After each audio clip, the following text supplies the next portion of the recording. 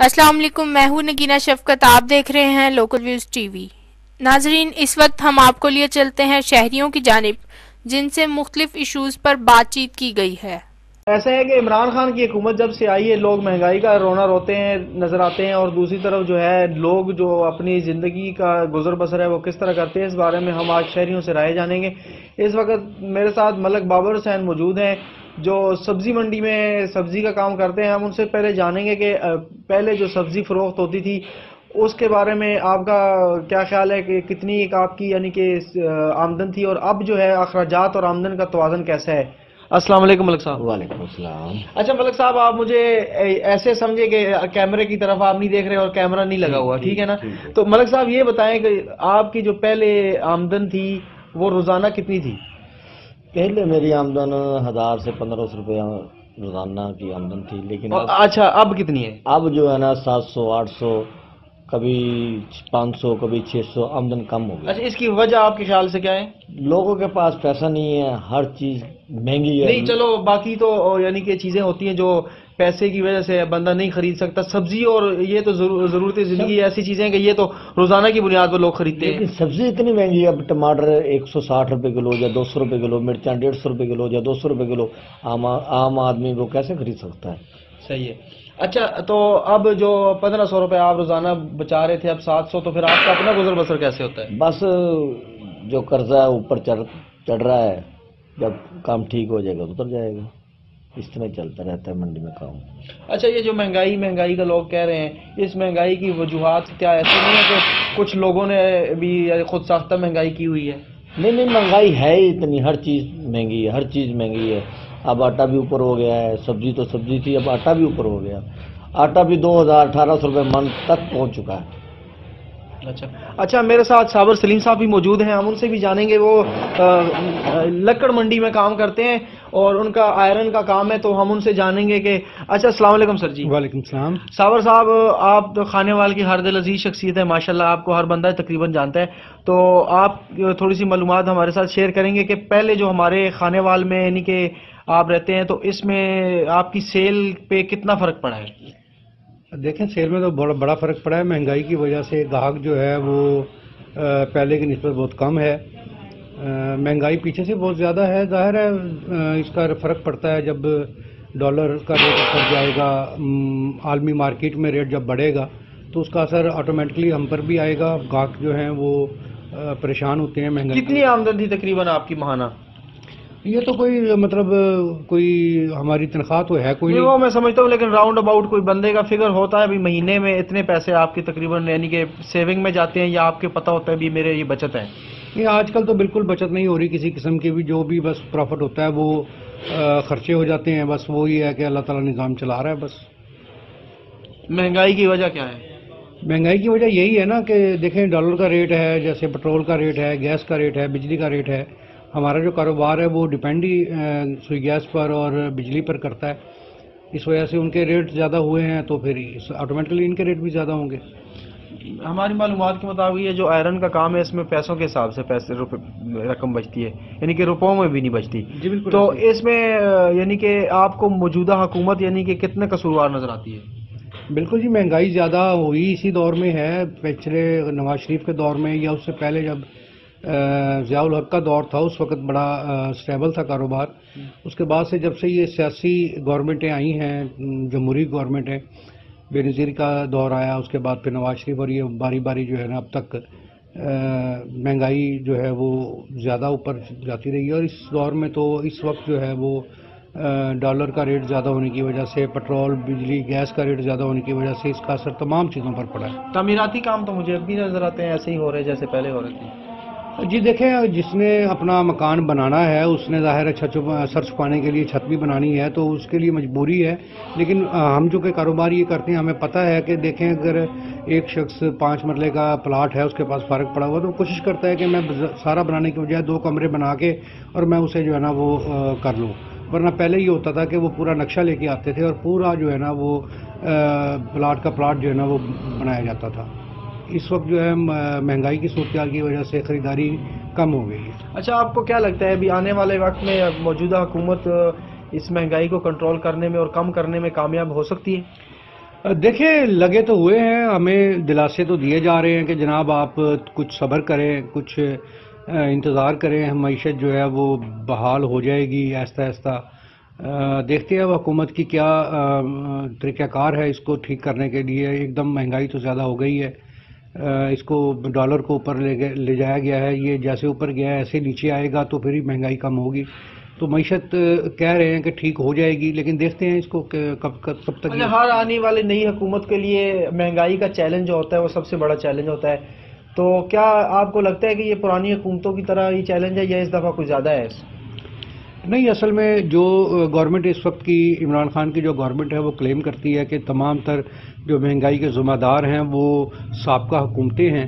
تو میرا خیال ہے کہ جس طرح عمران خان نے کہا کہ میں پیسے بھی ان سے نکلواؤں گا اور عوام پر خرچ کروں گا، ابھی منصوبے جو ہے نا وہ عمران خان نے کچھ لانچ کیے ہیں بے روزگاروں کے لیے بھی اور بھی بہت سارے۔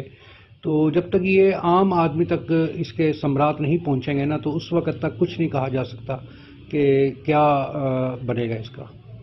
اچھا، آپ کو کیا لگتا ہے ابھی عمران خان جو ہے وہ اپنے 5 سالہ دور پورا کرے گا یا مولانا صاحب جو ہیں وہ کامیاب ہوں گے استعفیٰ لینے میں؟ نہیں، میرا نہیں خیال کہ مولانا صاحب جو ہے وہ کامیاب ہوں گے، اس کا کوئی نہ کوئی درمیانی راستہ نکلے گا۔ تو امید یہی ہے کہ اگر عمران خان 5 سال اپنے پورے کرتے ہیں تو اس میں عوام کو جو ریلیف ہے وہ میرا خیال ہے کہ آخری سالوں میں جا کے ریلیف ملے گا۔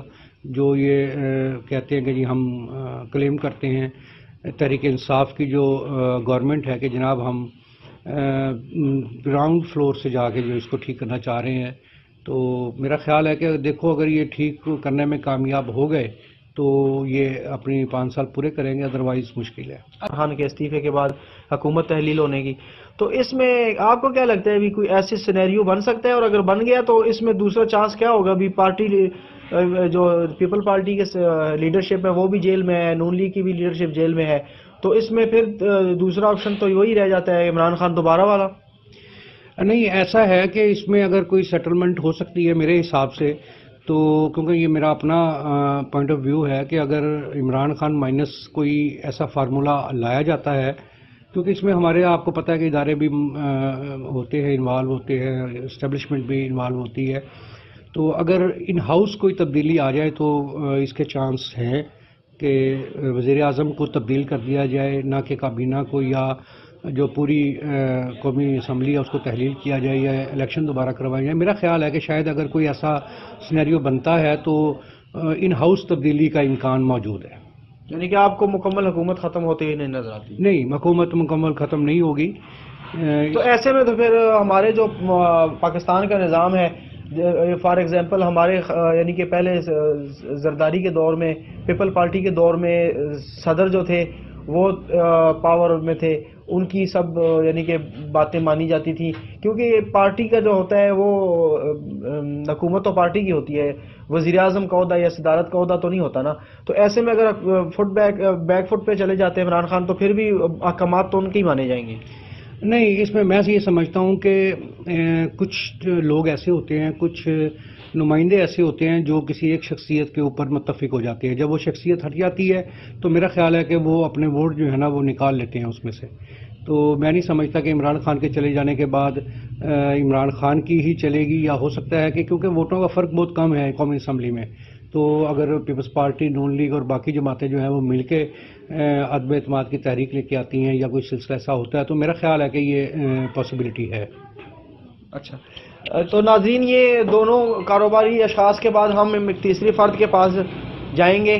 مظہر حسین شاہد صاحب ہمارے ساتھ موجود ہیں۔ مظہر حسین شاہد سے جانیں گے کہ وہ جو ہے اس وقت اسٹیٹ لائف میں وہ جاب کرتے ہیں۔ اسٹیٹ لائف جو مالیاتی اداروں میں پہلے ہمارے معلومات کے مطابق سب سے بڑا مالیاتی ادارہ پاکستان میں تھا، اور اس میں جو ہے وہ کام کرتے ہیں، تو ہم ان سے جانیں گے کہ اسٹیٹ لائف جو ہے اس دور میں آ کے کتنا متاثر ہوا ہے۔ السلام علیکم جی۔ جی وعلیکم السلام۔